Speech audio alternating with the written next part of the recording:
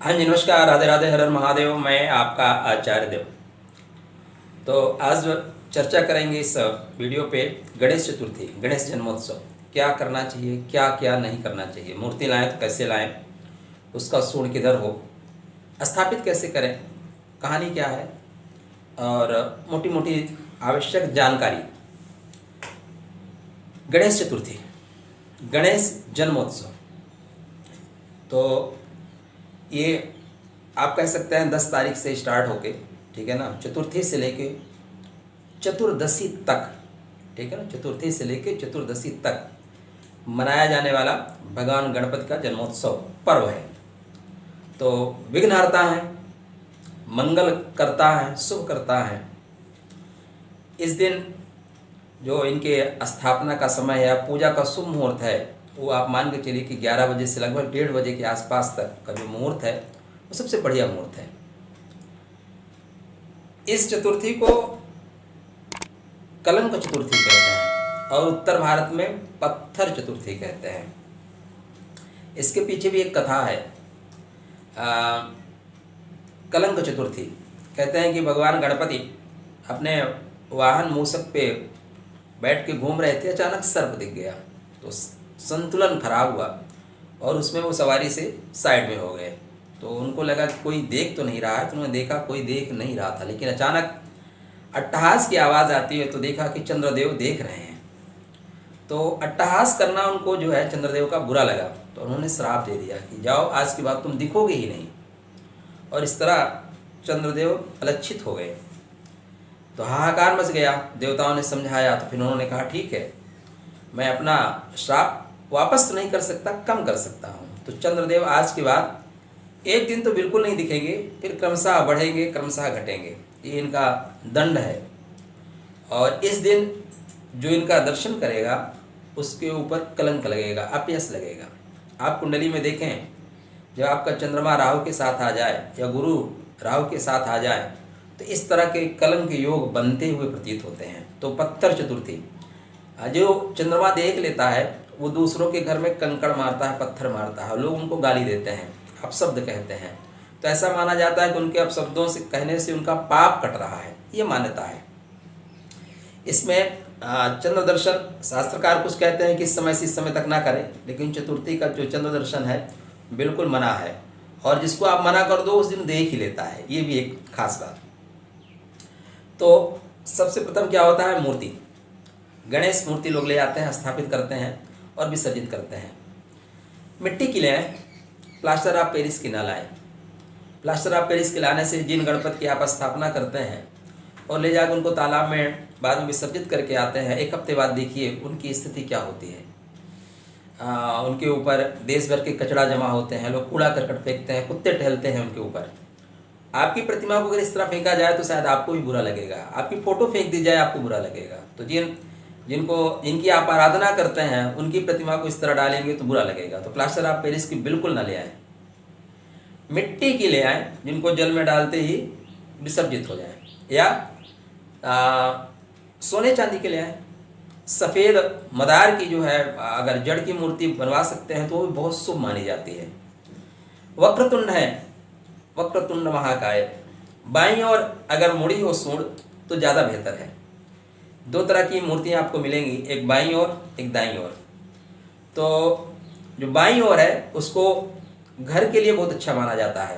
कहते हैं कि रिद्धि सिद्धि साथ होती हैं और वो आपकी छोटी छोटी त्रुटियों को माफ़ करते हैं और बहुत जल्दी प्रसन्न होते हैं। तो शीघ्रात शीघ्र प्रसन्न होने की स्थिति में जो बाईं ओर होती है वो होती है, और जो दाईं ओर होती है उसको सिद्ध विनायक बोलते हैं। सिद्ध विनायक, बड़ी सिद्धियां प्राप्त करनी है, निरंतर पूजा आराधना करनी है, 365 डेज मंदिर में लगानी है, तब आप लगा सकते हैं। वहाँ पे जो आपकी साधना होगी वो देर से फलीभूत होगी लेकिन विशिष्ट होगी। तो दाईं ओर थोड़े से कहते हैं हठी हैं। आप वैसे भी देख लीजिए, समाज में आपके जो बाईं ओर चलते हैं उनसे बात करना बहुत आसान होता है, उनको कोई चीज़ समझा ले जाना आसान होता है, लेकिन जो आपके दाईं ओर चल रहे हैं उनसे बात करने में डर लगता है। ऐसा होता है ना, करके देखिए, ऐसा होता है। तो हमारे शास्त्रकार कहते हैं कि हाथों में अंकुश हो, दंत हो और आशीर्वाद देने की मुद्रा में मूर्ति हो, उस मूर्ति को आप ले आइए। साथ में जो प्रतिमा है अगर बैठी हुई है तो घर के लिए बहुत शुभ है, शुभतापूर्ण है। और साथ में उनके जो वाहन है, वाहन पे जरूर रहनी चाहिए। वाहन पे रहने से रिद्धि सिद्धि साथ रहती है, और रिद्धि सिद्धि साथ रहेंगी तो फिर आपकी अस्थाई लक्ष्मी, जो हम बाईं ओर वक्रतुंड करते हैं ना, बाईं ओर सूंड ले आते हैं, उससे मतलब ये है कि अस्थाई लक्ष्मी की प्राप्ति हो। तो बैठे हुए मूर्ति ले आए, उससे अस्थाई लक्ष्मी की प्राप्ति होगी। भाल चंद्र, ललाट पे उनकी चंद्रमा हो, और उनका जो कलर है थोड़ा सा पीला में हो या हल्का सा गुलाबी में हो, रक्त में हो, बहुत अच्छा है। नीले रंग के गणेश जी ना ले आए। नीले रंग के गणेश को उच्छिष्ट गणेश बोलते हैं। ये तंत्र साधना में प्रयोग होता है, तो आपको तंत्र साधना तो करना नहीं है, घर संभालना है। ईशान की ओर पूर्व मुख करके आप जो है इनकी स्थापना करें। सपरिवार पूजन आराधना करें। आप स्वतः सपरिवार हों और भगवान गणपति को भी सपरिवार ही आवाहन करें, पूजन आराधना करें। रिद्धि सिद्धि भी साथ रहेंगी तो अच्छा रहेगा। अब जैसे आप घर में ले आ रहे हैं तो शुभ मुहूर्त में जाएं, नहा धो के जाएं और ले आएँ। और ले आने के पहले जैसे घर में आपके प्रवेश कर रहे हैं, थोड़ा सा अक्षत वगैरह डाल के, फूल डाल के उनका स्वागत करिए। फिर आसन वगैरह जो आपने सेट कर रखा है उस पर बढ़िया कपड़ा लगाइए, पवित्रीकरण करिए, स्थापित करिए। एक पंडित जी को पकड़ लीजिए, ठीक है ना, वो आपका षोडशोपचार पूजन करा देंगे। अब इसमें जो खास खास बातें हैं जो स्वतः आप कर सकते हैं वो ये है कि इनको क्या क्या आपको करना चाहिए। तो देखिए, आप कितने दिन स्थापित करते हैं ये आपका अपना पॉइंट है। आप किस माहौल में रहते हैं, 1 BHK 2 BHK या आपके पास घर है, उस तरह से आप देख लीजिए। तो परमात्मा को हम आप घर में नहीं रख सकते, ये हम आप एक आडंबर करते हैं, तो उसमें हमारी श्रद्धा है, खुशी है। तो इनको प्रतिदिन दूर्वा चढ़ाने का बहुत पुण्य मिलता है। खासकर जिसके मरकरी माने बुध कमजोर हों, या जिसको अपने बुध को मजबूत करना है, वो भगवान गणपति को दूर्वा चढ़ाएं। या जिनके बच्चों का कंसंट्रेशन ठीक नहीं है, एकाग्रता ठीक नहीं है, पढ़ाई लिखाई नहीं कर रहे हैं, जिद्दी होते जा रहे हैं, उनको बाएं सूंड वाले गणपति की आराधना कराएं और बच्चों से दूर्वा चढ़वाएं। तो इससे क्या होगा, बच्चों का दिमाग थोड़ा सा ठीक होगा और कंसंट्रेट हो जाएंगे। दूर्वा की जो संख्या रखना है एकदम विषम में रखिए, 3 5 11 21 27 31 ऐसे, ठीक है ना। और ऐसा नहीं है कि आप गए उखाड़ के ले आए चढ़ा दिए, नहीं, थोड़ा साफ सुथरा करके उसका डंठल वगैरह बढ़िया ठीक से बांध के ऐसे लगना चाहिए कि हाँ रिस्पेक्ट के साथ आप प्रदान कर रहे हैं। गणेश जी को तुलसी नहीं चढ़ाई जाती। तुलसी ना चढ़ाए जाने के पीछे कथा है कि तुलसी जी ने इनसे प्रणय निवेदन किया, बोले कि हम आप शादी कर सकते हैं, इन्होंने मना कर दिया। तो तुलसी जी ने श्राप दे दिया कि जाओ तुम्हारी 2 शादियां होंगी, और उसमें भी तुलसी जी को उन्होंने श्राप दे दिया कि जाओ तुम्हारी शादी राक्षस के साथ होगी। तो इसलिए तुलसी नहीं चढ़ाया जाता। इनकी परिक्रमा एक ही परिक्रमा करें या परिक्रमा ना करें तो बेहतर है, क्योंकि गणेश की जो पीठ है उसका दर्शन नहीं होना चाहिए। हालांकि आप घर में स्थापित करते हैं तो मतलब ही नहीं है, किसी कोने में ही आप स्थापित करेंगे तो जहाँ पे आप खड़े हैं वहीं पे घूम लीजिए। आप मंदिरों में जाते हैं तो इनकी परिक्रमा करते समय पीठ का दर्शन नहीं होना चाहिए, क्योंकि घर में जब भी आप गणेश प्रतिमा लगाते हैं तो इसीलिए वास्तुकार आप देखें ना, तो जो फोटो लगाई जाती है 2 फोटो सामने 90 डिग्री पे 2 फोटो लगाई जाती है। जो पढ़े लिखे एक्सपर्ट वास्तु शास्त्री हैं वो ही करेंगे।